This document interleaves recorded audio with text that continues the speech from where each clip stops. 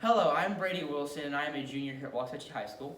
Hi, my name is Claudia Theory and I'm a sophomore at Waxahachie High School. And we're doing researching learning challenges, and this year the learning challenge was autism. So today we're going to be presenting to you basically the symptoms, the different types, some challenges, and how to help people with autism. There are 10 common symptoms in identifying autism. The first one is lack of empathy. People with autism struggle to recognize different emotions in people. This includes sarcasm and just the overall, maybe someone's tone of voice, just struggling to recognize that emotion. Another one is sorting items. This can mean someone is just neat, but it can also be a sign of autism. Sensitivity to noise. Loud noises will make people with autism very uncomfortable and can lead to panic.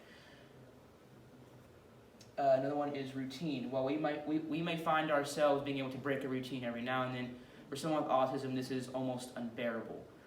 Routine is very, very important to someone with autism. Another one is hyperactivity. Many people with autism have seemingly endless energy. Signs of hyperactivity are things like fidgeting, and they just can't sit still for a short amount of time. Aloofness. An autistic person will often appear to be aloof. They tend to be loners and struggle making friends. Just someone that just, again, it goes back to the lack of empathy. They just struggle with identifying emotions and making new friends.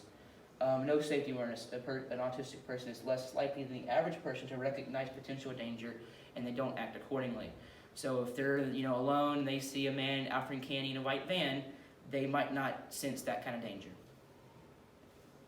Repetitive behavior. People with autism might repeat the same physical behavior numerous times and will often repeat specific words or sentences over and over. My little brother Bryce, who I'll get to in a second, after he might finish a sentence, he might whisper a few of the words he just said back. A short attention span. People with autism tend to not be able to focus on tasks for very long. This, again, is like the hyperactivity. They just cannot really sit still and focus on one thing for a long amount of time.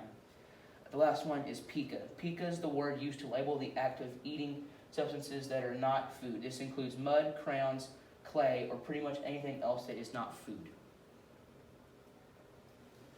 There are three main types of autism.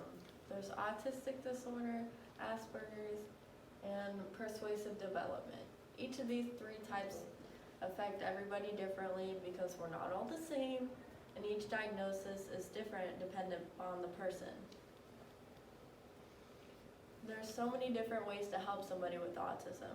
There's physical therapy, behavioral therapy, play-based therapy, and so many different types. But be mind that not all of these types would work for everybody because each diagnosis is different dependent on the person. And daily life. Living with someone with autism, living with someone who has autism is always full of surprises. My younger brother Bryce, he was diagnosed 5 years ago when he was in the first grade. And it is a lot of fun to live with him. Bryce, like a lot with autism, he does not possess a filter on what he says. When he starts talking, he's going to say what's on his mind, and he just doesn't think about what he says before he says it. Bryce is obsessed with different things that include batteries, shot glasses, the ice cream man, elevators, and just a lot of things with technology.